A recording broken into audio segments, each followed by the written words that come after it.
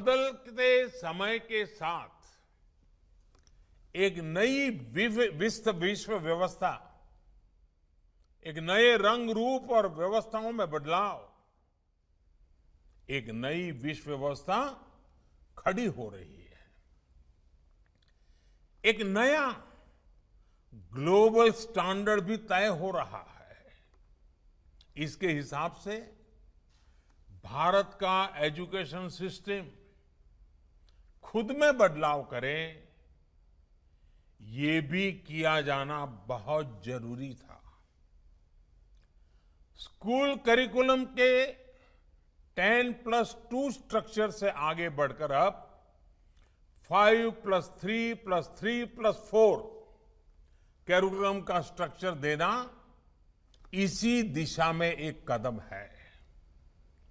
हमें अपने स्टूडेंट्स को ग्लोबल सिटीजन भी बनाना है और इसका भी ध्यान रखना है कि वे ग्लोबल सिटीजन तो बने, लेकिन साथ साथ अपनी जड़ों से भी जुड़े रहें।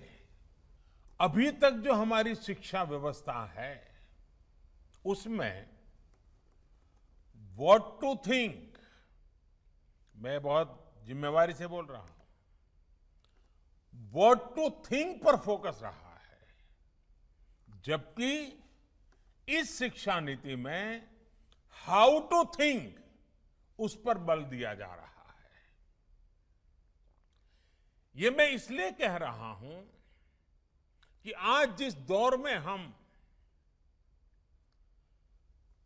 और ये दौर ऐसा है जहां इंफॉर्मेशन और कंटेंट की कोई कमी नहीं है, एक प्रकार से बाढ़ आई हुई है।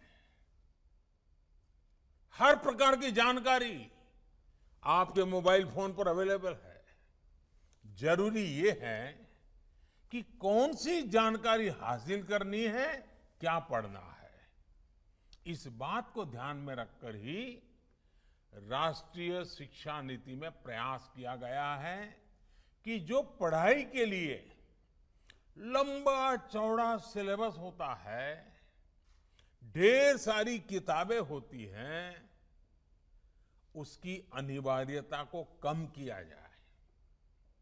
अब कोशिश ये है कि बच्चों को सीखने के लिए inquiry based, discovery based, discussion based और एनालिसिस बेस्ड तरीकों पर जोर दिया जाए। इससे बच्चों में सीखने की ललक बढ़ेगी